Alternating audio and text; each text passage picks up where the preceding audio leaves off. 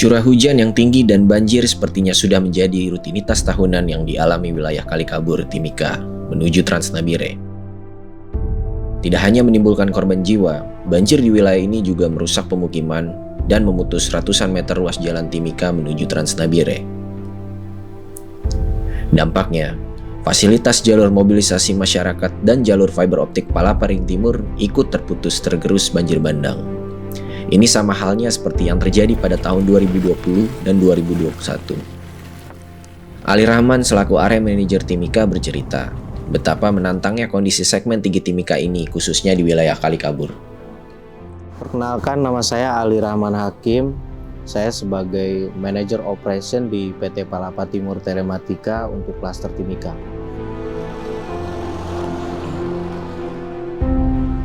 Di sini lebih banyak kejadian bencana alam. Bencana alam itu kita terjadi untuk di ruas jalan Trans Timika Nabire saja tercatat sudah 12 kali kejadian. Kejadiannya itu satu longsor dan banjir ya. Nah, ini untuk segmen tinggi Timika yang paling besar terjadi banjir untuk 2 tahun ini. Satu di Kali Iwaka yang sekarang saya berdiri tempat ini, terus yang kedua di PT PAL yang kemarin sudah kita kunjungi ke sana. Pada saat banjir kemarin terjadi itu, saat teman-teman sedang melakukan restorasi di area tersebut, ada gangguan dari masyarakat.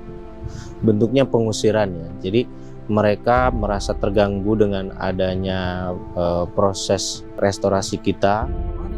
Kita hampir diserang lagi, kita berdua di sana tadi. Tapi itu sebagian kecil. Nah, akhirnya kemarin kita mengalami kejadian yaitu pengrusakan mobil operasional kita. Kendaraan tersebut mengalami kerusakan seperti kaca, bodi, bak mobil, dan lampu semuanya pecah. Mereka sedang masuk ke hutan, sedang melakukan temporary kabel, sehingga mereka tidak terdampak langsung dari kerusakan yang diakibatkan oleh masyarakat itu sendiri. Jadi setelah teman-teman mendengar ada bunyi pengrusakan kendaraan, mereka langsung berlari sebagian dan 1 orang untuk mengevakuasi mobil yang sedang dirusak itu sendiri. Beberapa kali kita datang lagi, kita konsolidasi lagi terhadap kepala kampung, kepala suku, agar kita diizinkan untuk melakukan restorasi. Memang pada saat itu dari pemerintah setempat memang sudah memberikan himbauan agar pekerjaan, semua aktivitas yang ada di PT PAL itu dihentikan dulu. Karena pada saat itu memang ada korban meninggal dari masyarakat yang terseret oleh banjir. Nah, jadi kita dihimbau agar menghentikan dulu aktivitas sampai jenazahnya ketemu.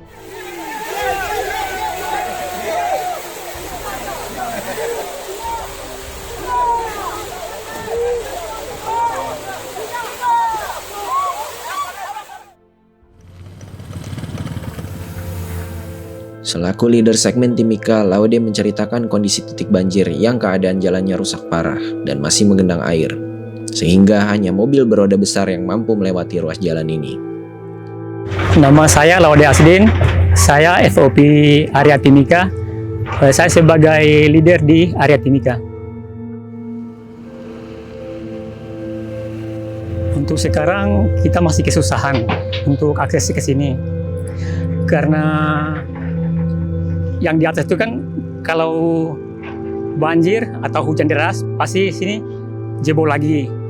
Nah, sekarang lagi hujannya nggak ada, makanya untuk sekarang masih bisa lewat akses kan. Iya, yang lewat cuma kendaraan yang double atau trek gitu. Kalau macam Avanza masih susah untuk lewat sini lah. Kondisi jalan yang tidak tersambung sepenuhnya ini membuat masyarakat dan juga tim operation area Timika harus siap menerjang luapan sungai saat sedang melintas. Hal itu semakin menantang ketika hujan deras di malam hari ditambah minimnya penerangan jalan. Nah, ini sudah dari putusnya itu kan bulan Mei ke Juli. Ini awal sampai ada korban di situ. Iya, satu ya waktu itu ya yang hanyut ya. Ya. Itu sampai kita pekerjaan di Palang itu sampai 2 bulan tidak kerja. PT Pal itu ya. Ya. Masyarakat dong Palang juga. Udah ke depan kita akan tunggu PU selesai kerja, baru kita akan permanenkan.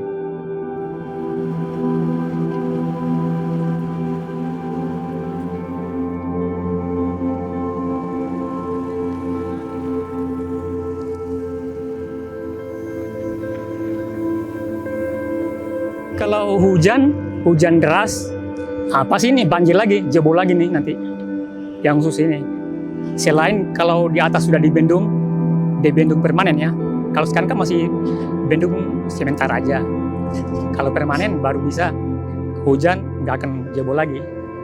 Panjang putusnya sekitar 500-an, tapi jamperannya itu sekitar 600 meter. Oh, jalan raya nih, paling 100 nih. Dari sana tuh ke sini 100 untuk jalan aksesnya. Tapi kalau jalan rusaknya ya sekitar 500-an jalan rusak. Nah, separah ini sih untuk kejadiannya ada 3 titik. Pertama di Kali Pindah-Pindah itu sepanjang 400 meter yang harus dijamper. Nah, yang kedua di PT Pal sini, span 24-25. Ini panjang kabel yang dijamper sekitar 600 meter. Terus yang terakhir di Kali Putih. Ya, di Kali Putih ini kita masih permanen juga, tapi nggak separah yang di sini.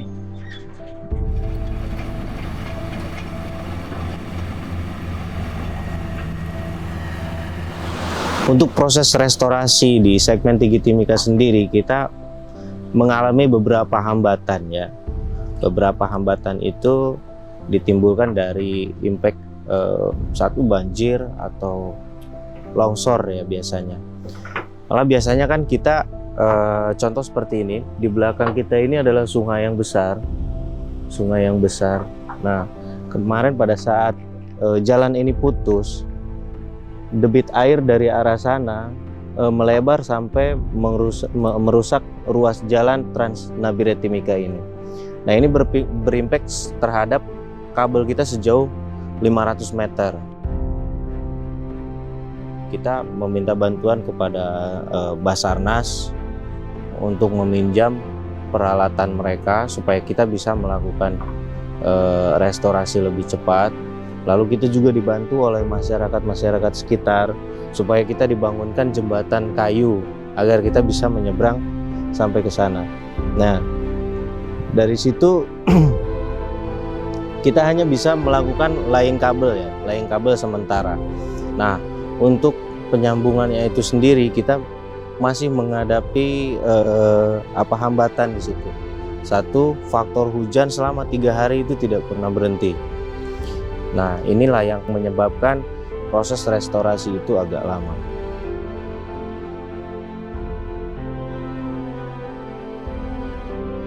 Untuk perbaikannya memang kita membutuhkan waktu yang cukup lama karena kita mengikuti jadwal pihak PU setempat untuk perbaikan tersebut dan kita memastikan tidak terjadi potensi-potensi banjir dan longsor selanjutnya.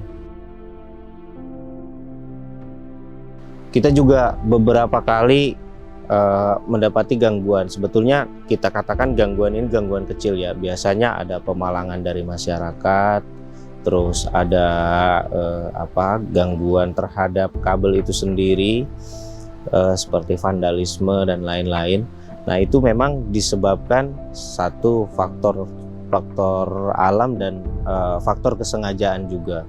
Jadi hal tersebut itu bisa terjadi kalau biasanya pada saat ada banjir atau longsor, kabel kita terbuka sehingga memberikan kesempatan kepada mereka untuk melakukan pengrusakan seperti itu. Tapi sejauh ini kita sudah antisipasi ya beberapa hal tersebut dengan melakukan patroli, terus kita juga melakukan konsolidasi terus terhadap masyarakat, memberikan penjelasan kepada mereka bahwa kabel ini sama pentingnya dengan infrastruktur lainnya yang diberikan oleh pemerintah. Laude bercerita bahwa tantangan Palaparing Timur via Kali Kabur ini sudah dialami sejak fase pembangunan. Ini namanya Kali Kabur. Jadi waktu pembangunan ini kan jalan belum ada kan. Nah, dulu untuk melewati jalur ini kita harus melewati pakai John Deere atau Exa. Kalau untuk manual nggak akan bisa menyeberang. Nah, posisi kabel kita kan di sebelah sini. Nah, kita dulu menyeberang lewat sana, ke arah sana tuh menyeberang. Kalau datang banjir atau musim hujan, ini bisa jalan ini bisa amblas ini. Waktu pertama kan waktu masalah pembangunan, masalah apa? Mas pembangunannya. Selain itu, tim juga harus jalan kaki kalau nggak ada alat yang dua itu. Mobilisasi Bama, apa segala dengan jalan kaki. BBM juga harus dimobilisasi pakai John Deere atau Exa itu.